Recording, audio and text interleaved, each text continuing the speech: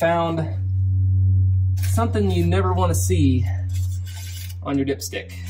See that right there? Little bit of milkshake.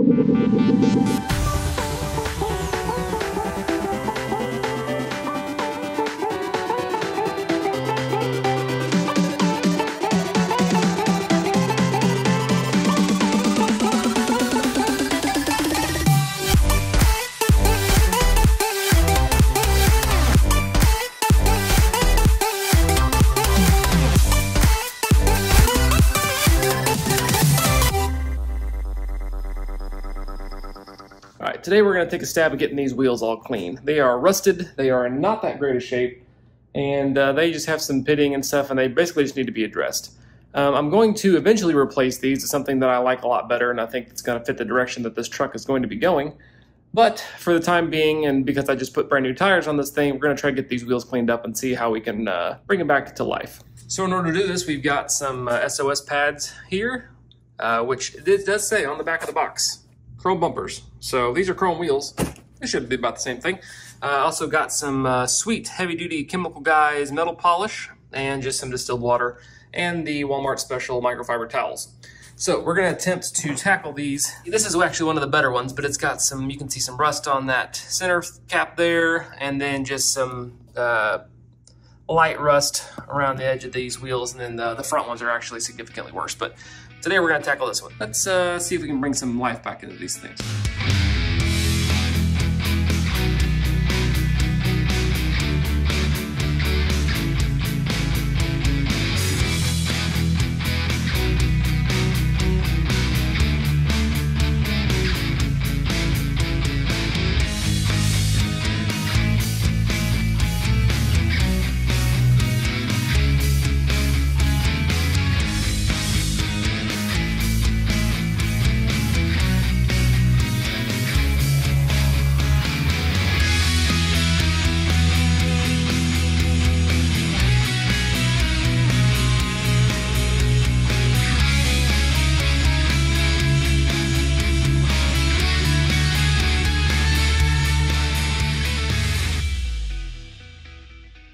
Now that is wild.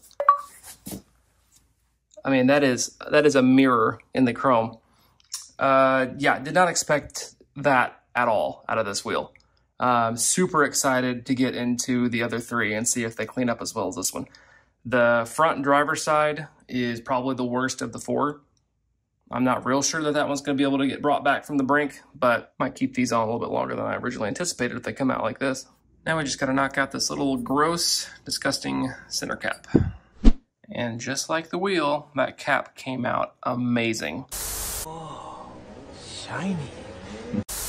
Took a little bit more elbow grease to get into that one, especially with all the little, you know, indentions there in the letters. That was kind of hard to get into with that steel wool pad. But man, the thing looks just like a mirror now. You can see on some of the more intense areas, there's a little bit of pitting. But I mean, just like the rest of this truck, it'll be a 5-footer. Currently, until I, you know, repaint the thing and then get new wheels and stuff. But hey, that's fine with me. All it took me was a little bit of time and $30 for SOS pads and a metal polish. So that's a pretty good deal if you ask me to get the before and after of these wheels. Time to slap this bad boy back on the truck. I was about to slap this lug back on there and I saw the fact that it was all rusted too, just like these wheels. And I thought to myself, I can't stick a rusted looking gross lug nut on my freshly chrome shiny wheels, because that would just drive me crazy. So I am now 20 minutes in and I'm on my third lug nut. And yes, these 5 stinking little lug nuts are taking longer than the whole wheel did to clean. And I know what you're thinking to yourself, why don't you just go buy a new set of lug nuts? Well, I'm home and my son's asleep, so if I start this thing and go get lug nuts at O'Reilly, it's gonna wake him up. So, since I want to get this done tonight, because I have to work on this video after I get done with this cleaning, here we are. Just sitting and scrubbing on my little stool. I don't know if you noticed this or not. The stool has my name on it. My dad was cleaning out some junk, and he said, You know what? I bet Andy wants this stool that he had from whenever he was 2 at his house. He'd get a lot of use out of that stool. So he brought it and dumped it on me. Well, joke's on him, because I am getting a lot of use out of this stool. Since I don't have one of those fancy shop chairs yet. 1, because I don't have room for one. But 2, because all of the work on these cars usually gets done at Dad's house. And so I don't even ever hardly do stuff at my house. Well, now that I'm going to start doing stuff at my house, I need to get me a cool shop, garage, whatever you want to call it, chair. It's squishy and has wheels on it so I can roll around to my heart's content instead of sitting on this 1 foot tall little wooden thing. It's hard and sad. Ooh, see, look at that one. That one's pretty gnarly looking. That's probably one of the worst ones. Couldn't stick that back on my freshly clean chrome wheel. I have to be careful when I'm tightening these bad boys so I don't scuff anything that I just spent an hour cleaning. Also, I did it off camera in between the wheel and the lugs there, but I sprayed on some of my Endure XXL Croftgate. It's basically kind of like a ceramic coating in a spray. And so it'll protect the chrome on these wheels until I can do a actual ceramic coating on here. Alrighty kids, that is 1 fresh, clean chrome wheel. You can see a little bit of pitting on there, like I said earlier, with just how deep that rust had already gotten into that wheel. Man, that is a night and day difference from how it looked before. Next up is this absolutely filthy thing. Dread the lug nuts on that one too. Okay, this one took me significantly longer than the other one did, but the rust was pretty bad. From about here, it looks stellar. You get up on it, especially like that, you can see it was too bad to save in a lot of these places. There's a lot of pitting you kind of see in there, but like I said, 5 foot away, you're not gonna be able to see it, and these wheels are getting replaced anyway. So, but this is definitely better than it was. I'm not cruising around with rust bucket wheels anymore. So at least they're shiny. But we'll go ahead and get this one slapped back on the front. All right, it was actually a pretty nice day today, so I went ahead and moved the truck outside, and now you can see these glorious wheels in their natural habitat outside driving around. Here's the front one. Like I said, this front one's a 5 footer, maybe a 10 footer, maybe a 20 footer. Yeah, something like that back here. But as I mentioned in the first video, I took all the chrome trim off of this thing, off of the little fender wells there and off of the part above the driver's side door. And I left it on this side just to see if I would like it better with or without it. And I like it significantly better without. So I'm gonna go ahead and pull this off of the passenger side as well.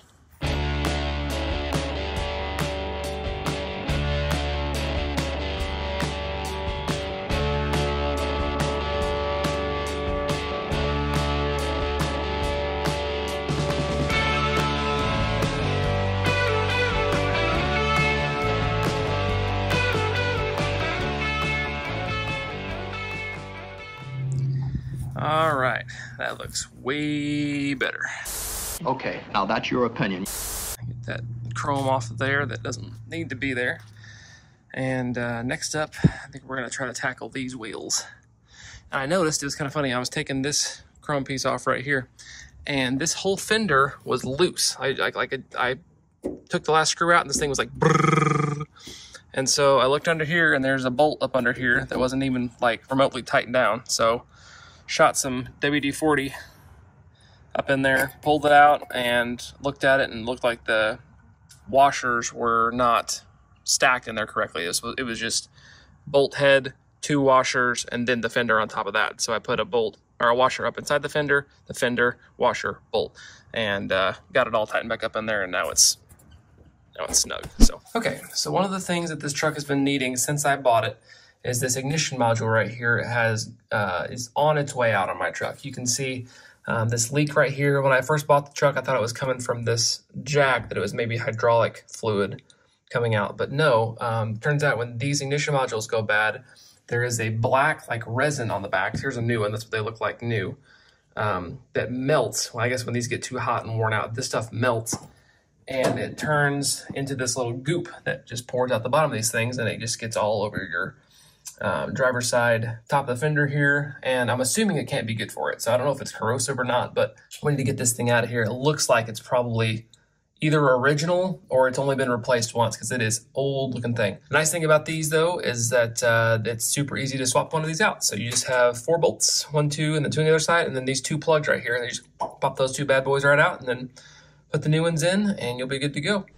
Okay, so now while I've got this thing still plugged in but out of the way, I'm gonna go ahead and get this cleaned up as best I can. That stuff is sticky like tar almost, so I'm gonna see if I can find some stuff over here in my cleaning arsenal that'll get that up and out of the way.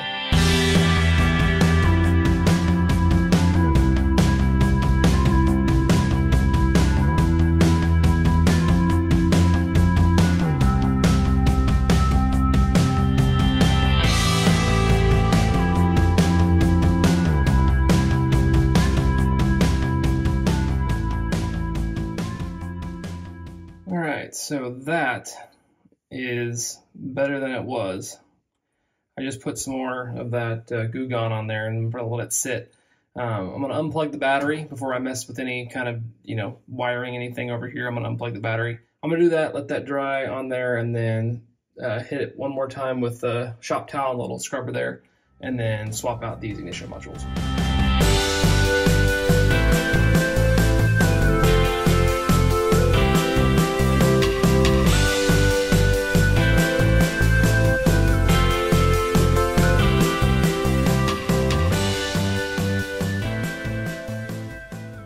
So it's the next day. I was taking the ignition module out yesterday. I finally got these things unplugged, and the insides are full of dielectric grease.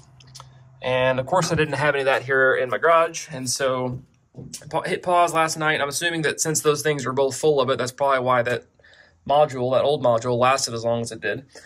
So I ran down to O'Reilly and got a fresh bottle of this stuff just to keep around. And I think I'll probably use it a bunch in this older vehicle.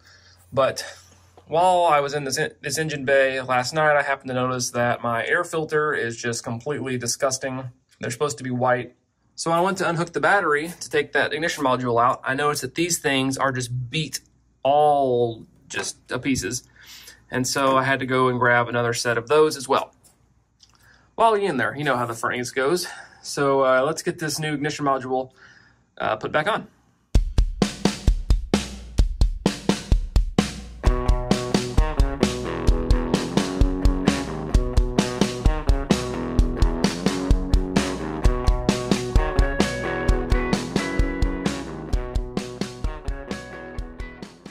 Well, there she is, back in there. That was a breeze. Of course, snapped off the little retaining hook there to keep those wires in line. So a zip tie is going to have to work until I can go back to the parts store, because I'm not turning around and going back to the parts store after I just got back from the parts store. Now we got to swap out this air filter and these battery cables. So that is just a Wix filter. This is a K&N, so it can be cleaned and then re-put back on there. But I don't have any oil on me to re-oil this filter, and this takes a few hours of sitting in some hot soapy water and then rinsed out and dried and all that kind of stuff. So these are cheap. That was like 12 bucks. So I'll just get this one cleaned out whenever I get a chance. But for the meantime, let's get this disgusting thing off of there, run with that one, and we'll swap them back out at some other future date. All right, so we got the new ignition module in, air filters on. Both battery cables, positive and negative, are swapped out with some ones that are not all beat to shreds. Now let's get our first fire up on this thing.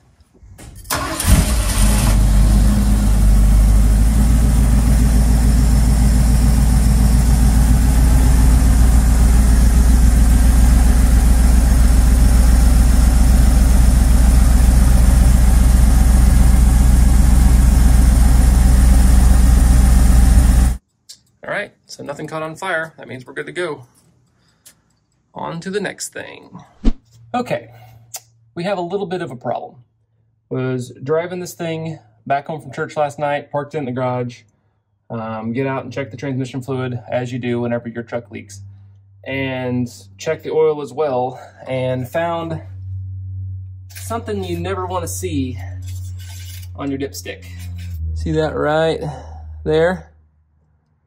Little bit of milkshake. Not good. So we're gonna drain the oil on this thing and hope that maybe this is part of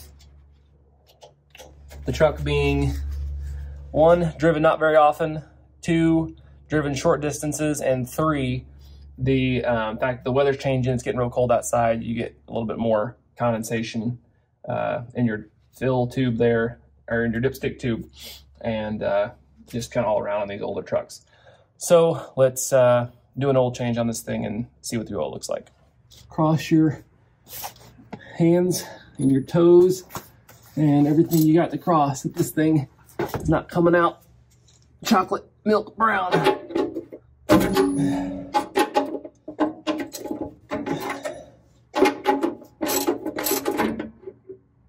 All right.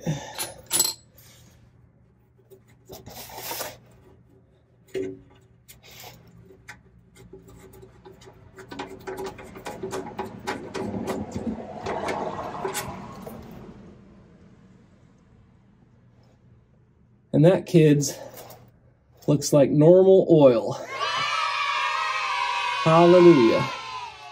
Ford designed that real well where it just dumps all over this sway bar here. Or cross member, or whatever this thing is. I'm learning terminology, okay? Just cut me a break. Get out of this here, please. All right.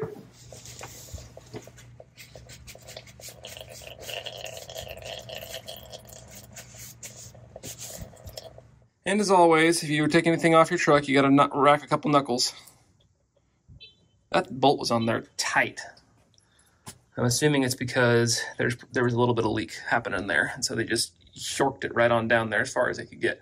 I cleaned up the oil fill plug there, the top of that cap, and because it was white and foamy too. But I think, well, I know now that we've seen the actual oil, I think that's just part of the seasonal temperature fluctuation. That's awesome. There you go. There, don't mind that. It's a little leaf I knocked in there, but that oil looks completely normal. I even ran a magnet over it to see if there was any metal, and it's good and clean. So let's pour in the brand new stuff.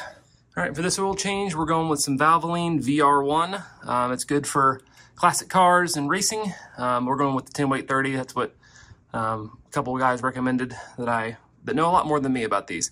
And then we're just going with the filter that was already in it. So let's get this new stuff put in. All the yummy dinosaurs and zinc that a growing engine needs.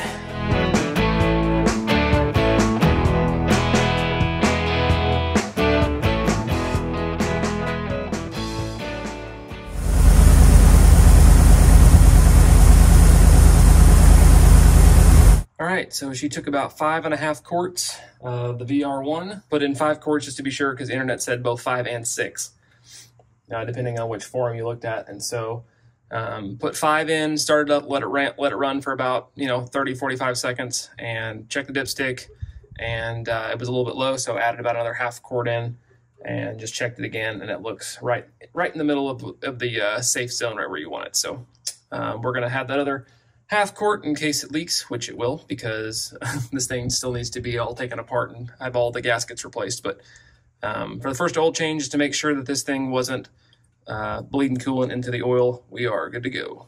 All right, so the truck's got a big day tomorrow, and a little bit of background information. I don't know how we haven't talked about this yet, but the engine on this thing is from a 79 something. I don't know exactly what it's from, but it's a 302 Windsor, not just a normal 302.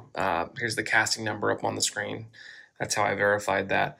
The intake manifold is actually from a 1965 Mustang. The transmission is from a 1975 something. I would assume a F100. It's a C4. And it's got a 68H servo from a Mustang on it. So just a whole conglomeration of powertrain parts on this truck, which is a good thing and a bad thing. It's a good thing because that means anything I want to do to this truck now, custom, that was not the way that it came out from the factory, I can do, because nothing on this truck is original anymore. So if I wanted to change the paint color to something other than just plain black, I can do it guilt-free. If I want to change the interior color, I can do it guilt-free. If I want to change away, I mean, obviously the seat upholstery is not original, but if I wanted to change anything, basically anything I want to change about this truck, I can change it, and I won't be upset with myself because the main components in the truck, i.e. the powertrain, is not original anyway, so who cares? All that being said, this truck tomorrow is heading in to a local shop to me who actually found out that the guy has not 1, 2, 3, but 4 of the 5th and 6th gen F100 trucks. So he is a classic Ford truck guy through and through, and so he's definitely the person I want working on this thing. The bolt that I mentioned in the first episode that is snapped off in the transmission, he is going to drill out and replace the fluid, replace the filter, replace that gasket on the transmission, as well as I'm going to see if he can get the fuel tank dropped and replace the fuel sending unit in this thing too, because I've never had a fuel gauge in this truck that actually works. So this will be the last time you see this truck for a little bit. Well, hope you guys enjoyed this week's video. As you can tell, the truck is gone, and it's at the shop right now, getting that transmission work done. We got quite a bit of stuff done in this week's video. Just a couple more maintenance-y things, but stuff that was kind of driving me crazy, getting the wheels de-rustified and getting all that trim off of there, you know, getting that ignition module replaced, just basically stuff that kind of had to be done before we can kind of move forward. And then once we get the leaks in the transmission fixed, we can move on to hopefully doing some more intense leak repair on the engine, and just kind of doing more maintenance-y things until we can, basically, I want to get everything that needs to be done to have a perfectly functional truck done, and then we can start with the cool modifications and fun stuff. But with that, it's time for our verse of the week, which is, "But if any of you lacks wisdom, let him ask of God, who gives to all generously and without reproach, and it will be given to him." Thanks you so much for watching this week's video. If you liked it, make sure you hit the like button down below, and make sure you get subscribed so you don't miss out on future uploads of this truck and Dad's 68 Pontiac Firebird. See you guys next time. And always remember, don't retire it if you can rebuild it. Thanks so much, guys, for tuning in and watching this week's episode of Rebuild It. Make sure you subscribe so you don't miss out on any awesome content. Have a good one.